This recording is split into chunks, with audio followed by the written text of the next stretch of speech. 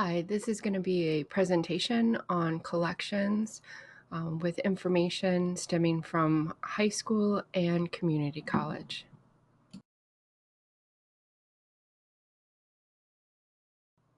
Hi, my name is Carrie Elizabeth Dawson. I was previously a high school librarian. This is my first year working as a community college librarian. This presentation is based on my experience and knowledge, both as a high school librarian and now a community college librarian. I hope you take the opportunity to develop some questions for a small group of us that will be during the class time, that you can ask anything that I didn't cover, or if you want anything more in-depth information.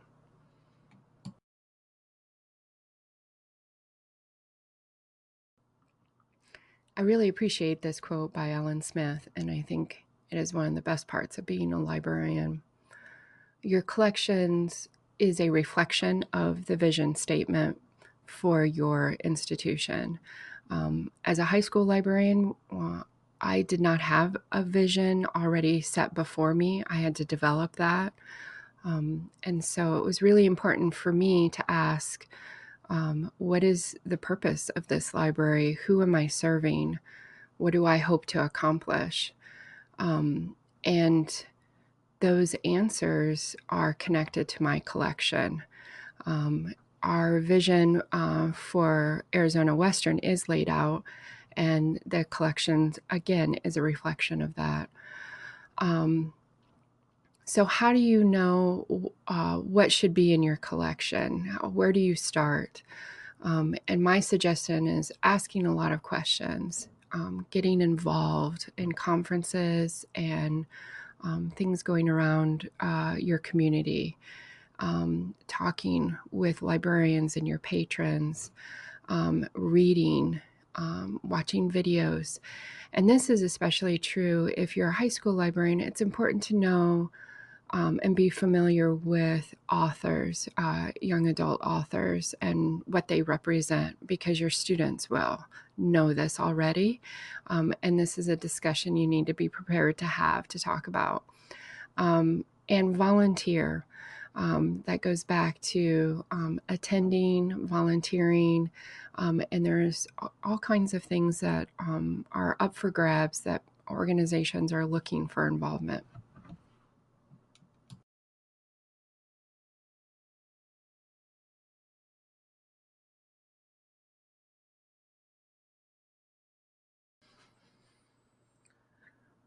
For your collection, the book selection matters. So, first of all, keep in mind what is being talked about as windows and mirrors, which is windows to see other people's lives and other places through books, mirrors to see yourself, to see parts of yourself, and what that looks like. I hope you watch this Jason Reynolds video, because I think he sums it up quite well. For high school and even community college, there are so many books to choose from that it can be overwhelming. It is important to include YA fiction. This is a huge area, and your high school should be wall to wall with YA fiction. When you're selecting a series, and so much of YA fiction are series now, not only 1 through 3, but up to 15, 20 in a series. You really need to go slowly and see if students are reading that series and how much you want to collect. It's okay not to finish a series. If it doesn't have the readership it did, that can happen. And it was hard for me to let that go, because I want a complete set. But I had to let that go because of money. Our budget just didn't allow me to buy books that kids weren't interested in. So I really needed to stay in touch with what students wanted. your collection should always have graphic novels and manga. You will have students interested in reading that in both community colleges and in high school. Now, nonfiction is different in high school than it is for community college. Nonfiction in high school is basically going to be like a bookstore. You want the covers to be inviting, and you want them facing out throughout the collection, and you want it to be approachable. So topics that they want to read. And the funniest one I ever had in Marana High was a book called Sex Lives of Flowers. And you would be surprised how many students picked that up to read it. It was really interesting for them. But there's all kinds of nonfiction books on all the topics that people are interested in, that are for just reading, for interest and fun. And that's what your nonfiction section should include. And that's true of community college as well. But in addition, you're going to have a lot more specific books for the curriculum, for the subjects and topics that students might be looking in, to more aspects within a career or their classes. That can be true of high school, but both are going to use online databases a lot. You really want to have book selections that have subject, topics, areas of interest. Another example is when we had psychology and an aspect of philosophy suddenly being taught at the high school. I had students coming in just wanting to read different philosophers, and that was the first time. And so I needed to bulk up that part of my nonfiction. It's important in any setting to give students the opportunity to request books. They are your main readers, and you want to make sure you have the books that they're looking for, obviously, and that's a reflection of your collection. That's true of your faculty as well, especially if they're going to promote books within their class. You want to make sure you have those copies.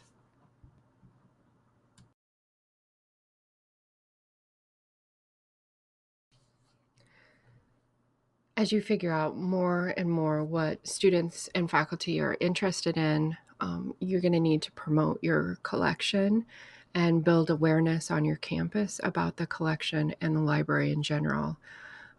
You can get a lot of ideas from in a community college by the people working the service desk and the reference desk.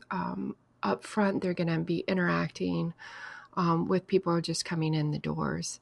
But you're going to connect this with programming to help get more people in through those doors. And you don't have to come up with these ideas from scratch yourself. You can steal ideas from everyone and everywhere.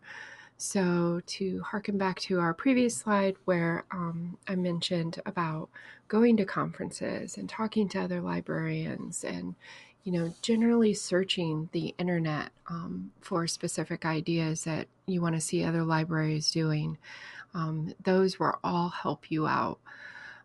You can also reach out throughout your campus for ideas from other people. At the community college level, you will have a library liaisons who work with your departments or divisions. You're going to have LibGuides that help faculty online and students online to navigate your webpage and to find things that they're interested on for topics and help kind of divide it because the community college really does have a great number of resources. So it's easy. It's easier for us to narrow things down based on a topic, and then put in links just to make things easier. Um, at the high school and community college level, you're going to reach out to groups on campus, clubs. You're going to consider what's popular culture and games, what gamers are doing at the moment, because that can really influence how you reach out to your student population. Obviously, you want to have a collection that responds and represents people of color, sexual and gender identities, and different abilities. And a story I have with this is I had a student born with the inability to walk or use her hands. She was in a wheelchair. She did use her feet, her toes to type. She could not speak, but she used a computer with her toes to tell me and interact with me what she was thinking. And she would come in the library at first to use the computers. So I was thinking, well, what books do I have that represent her? And there wasn't a lot. I think I found one book. Um, and I said to her one day, you really should write your own book, because other people would be interested to know what it's like to live your life. And she was really flabbergasted by that, and she couldn't believe that. Um, and I hope someday I do see her book out there, because we need more out there. And the more we order for our collections, more publishers hopefully will respond by finding authors for a whole range of things that people are interested in finding out and learning about. It can be exhausting, programming and developing your collection, and especially at the high school level, being kind of everything to everyone.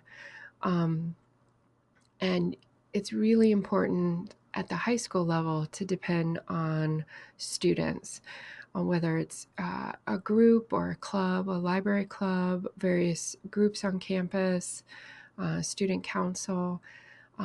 Students are so full of energy and have such brilliant ideas.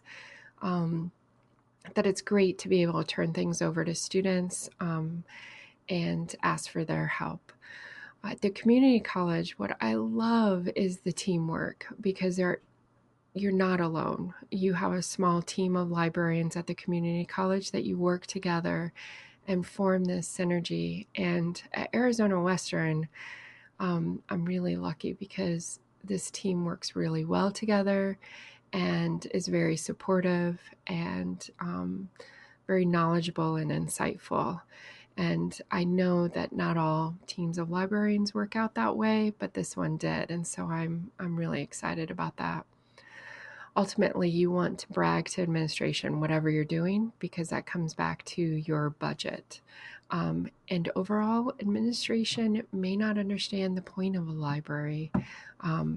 So it's really important to let people know what you're doing.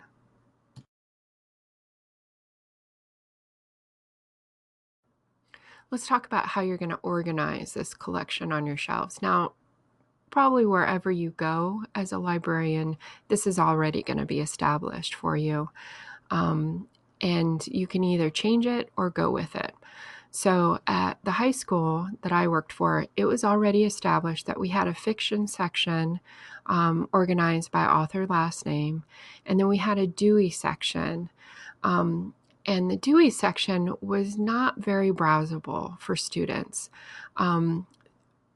Even though Dewey is meant to really give a lot of detail to the breakdown of topics, when you only have maybe 2,000 books in your Dewey section, it can be really confusing and difficult for students to find it. So, for example, in our shelves, I had books about societal challenges, physical illness, mental illness, drug or alcoholic addiction, abuse or rape, and pregnancy and birth. But they were intertwined throughout this shelf and kind of spread out. And students, I felt like, were having difficulty finding what they were looking for. And this particular area is not one that students will always ask help for looking. So you can see that the Dewey really, and with Cutter, really gets very specific. But that wasn't needed for my library. So what I did is those topics that I just called out, I assigned their own Dewey numbers and kind of made them whole. And before I did this, I just didn't do this willy-nilly. I sought out a few librarians, school librarians, and got feedback and ideas, because ultimately I serve my students and I want things to be easy for my students. It's important. We used Follett, who would assess our collections. And so I didn't want to mess with the numbers too dramatically, because then Follett would misrepresent what our collection was offering, because those Dewey numbers were considered. So this way I was able to keep a holistic approach on what Follett gave me back, but at the same time, it was really easy then for my students to find what they were looking for without asking for help. At the community college, we use Library of Congress, and I love it. It's really easy to find books, and it's organized in a way that makes sense for students who are looking for not only specific things, but are also browsable. So they're going to find like things around them, which I think is good. And Library of Congress is constantly updating. You can go to their site and take courses on it. It's great. And there's much more to this, but I'm going to move on from that. A lot of school librarians are redoing their collections and doing it by genre. So they would have adventure or sports or humor. I do not like this idea, because YA fiction has more than just one genre. And so I think it's a disservice and a misrepresentation. I also think when you post things as historical fiction, it's not really going to draw the students. I think it's easy to have books that throw male or female students off, because how the books represent themselves. They might not approach that genre thinking it's not for them.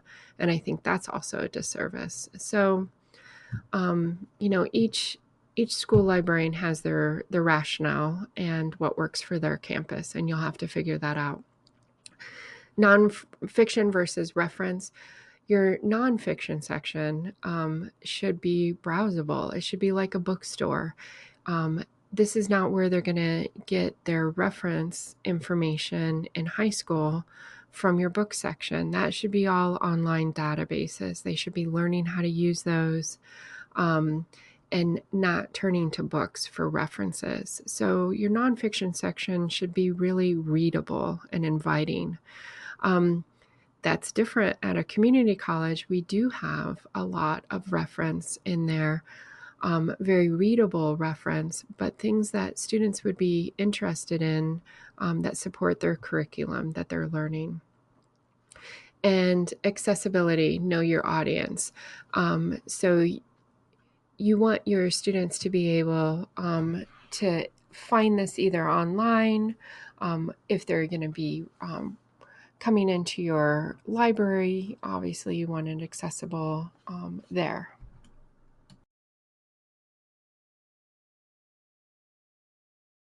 So speaking of accessibility, the community college and high school have websites that the students and faculty could use. The big barrier to it is a lot of times they don't know how to use it. or don't feel comfortable exploring it or don't think about exploring it. So that becomes another responsibility of the librarian or librarians, is to teach how to access the collection. The benefit of it being online is 24/7. So the databases for research, you can access audiobooks or ebooks online. At the high school, that's a little bit different, or at least it was pre-COVID. Students really felt like audiobooks were cheating and were not open to audiobooks at all, even though that was part of my collection. And ebooks were not something students were interested in. They really wanted print materials, hardback materials. Some of the classics I bought in ebook style, thinking that the teachers could use it in their classroom to, bring up different sections and talk about it. And that would make it more inviting for students to also use ebooks. But at the time, the teachers were not open to that. So that might be something that COVID is changing, is getting students and faculty to rely on the website and these links. Overdrive and Libby are something that we use here at the community college for ebooks and audiobooks. And then, of course, your LibGuides here at the community college, so students and faculty can access topics with everything that they might be interested in that you offer throughout your collection.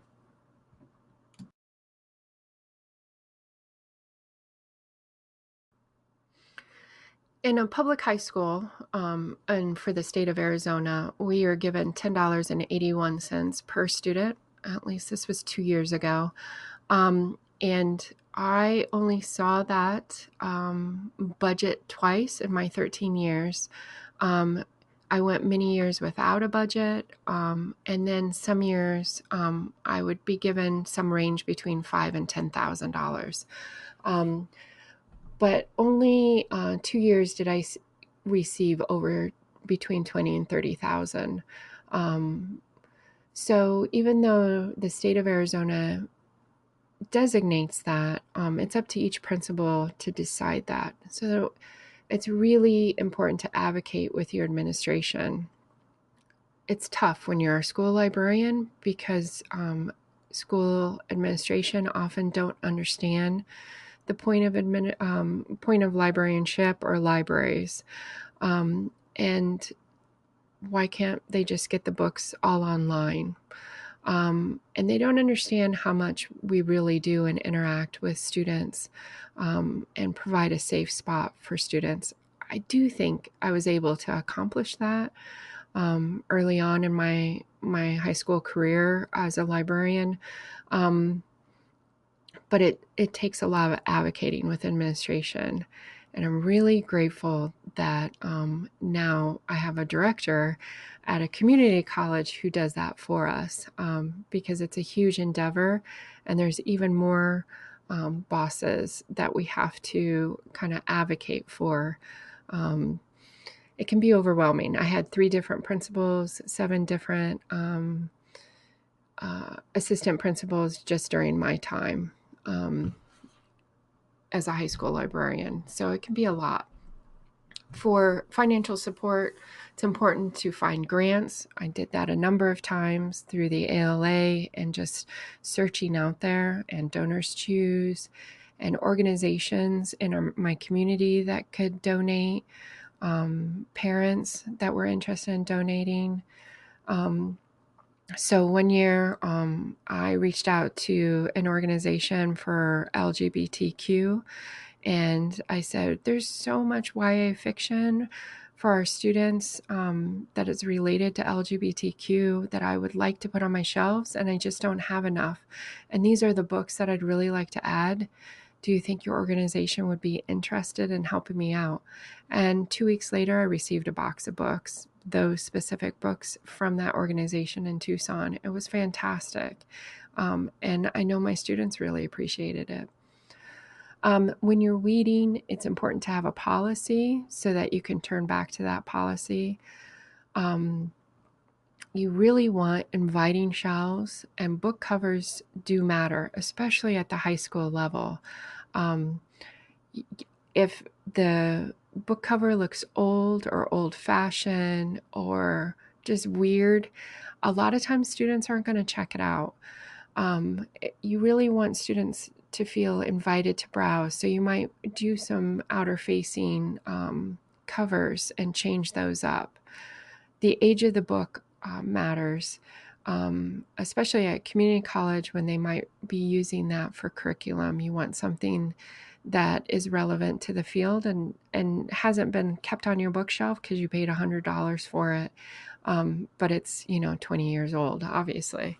And so you need a policy that you can go back to and say, does this fit? So your team of librarians are fulfilling that.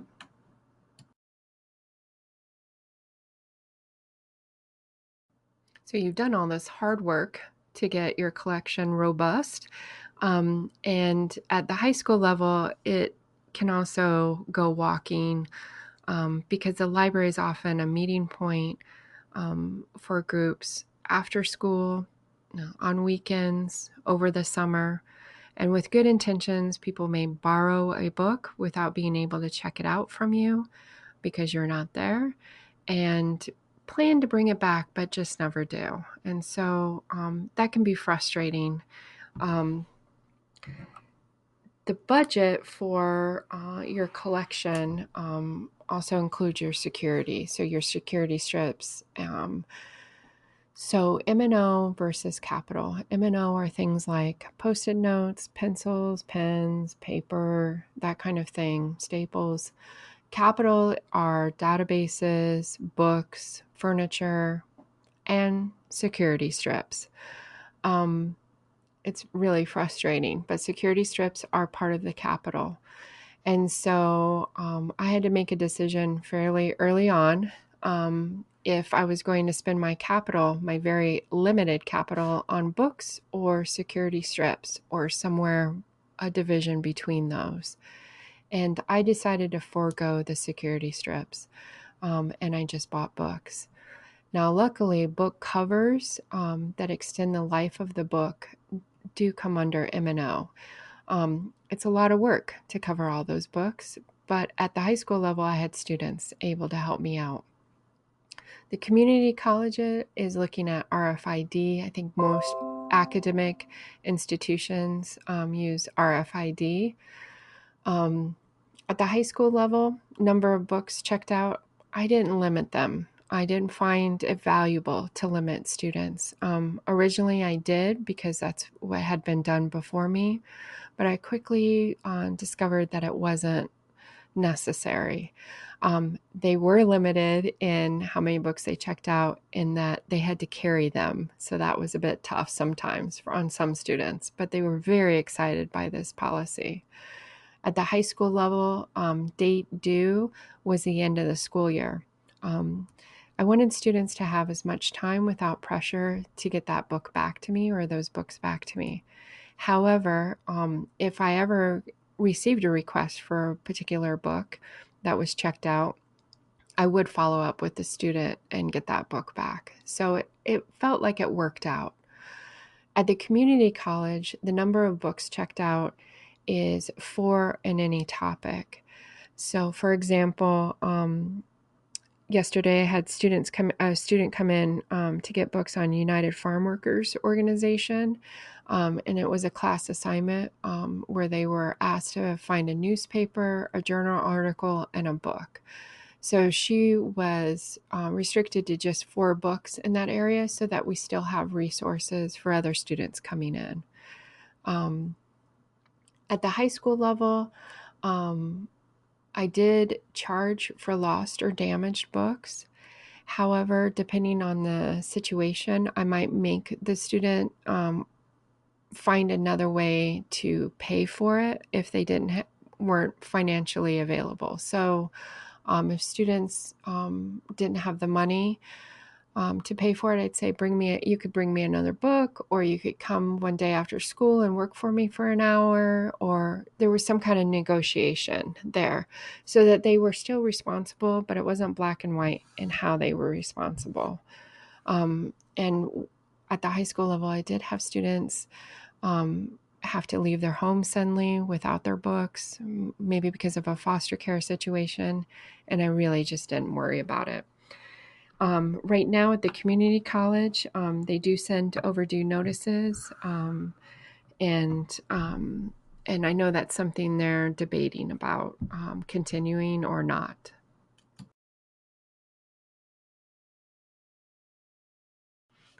Interlibrary loan is essential, in my opinion, because no collection can be perfect for everyone, for all their needs. And so to have relationships with the public library or other libraries within your community, or part of your organization is really helpful.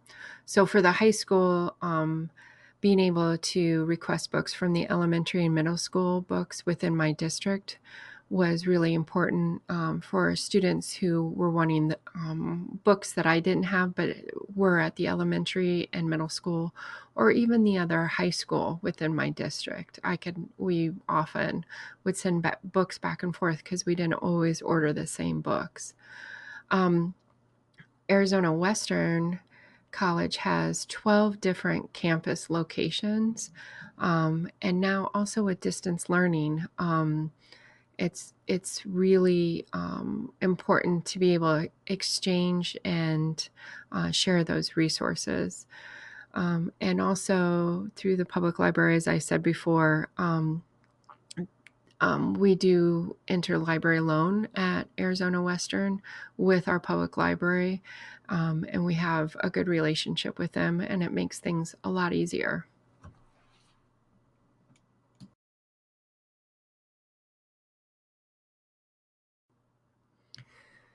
So, collection and censorship policies. You definitely want to have a collection policy. How do you pick books? And what kind of questions do you ask, so that if someone asks you about your collection, how did you include this particular book? You have a policy that you can share. In my time as a high school librarian, I did have a few times that I was asked to censor books. The first time was an assistant principal who found Girl Genius, it's a graphic novel or comic book, offensive. She found the cover too boobalicious for high school students. And we did go toe-to-toe on it. Luckily, she was offended by a book that I easily could support, and my collection policy lined up with. It went to the principal. I walked in his office to talk to him about it at the appointed time, and he had read the book, and he basically just pointed to it and said, "Please take it back to the library, and I'm sorry for the inconvenience." And that was that. Other times it was with parents, and what I would always negotiate is to restrict their particular student from whatever books or types of books they didn't want them reading. A lot of times that was manga, but it ranged. It depended on the student.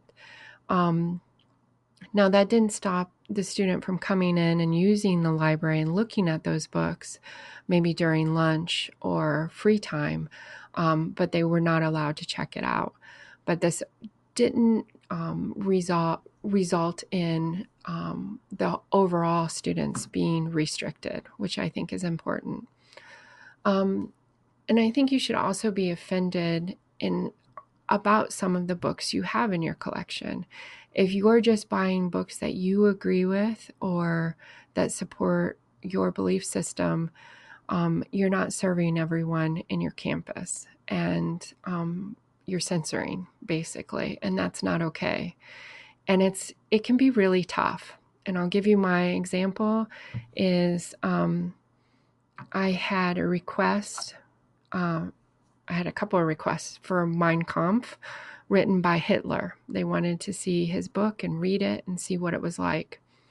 And throughout the years, I did have students interested in that book and checking it out. And it was tough to spend money on that, although the funds go to an organization.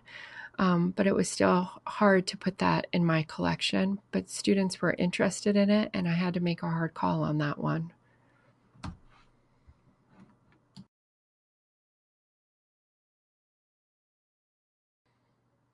All right, so we will see you during your class. Please have any questions you have for us prepared. We will have Angie, who's our director, and Timmy, who is the distance learning librarian. Again, I'm Carrie Elizabeth. I'm technical services, so I will be taking over Timmy's old position for acquisitions and cataloging our collection. All right, thank you so much. Bye.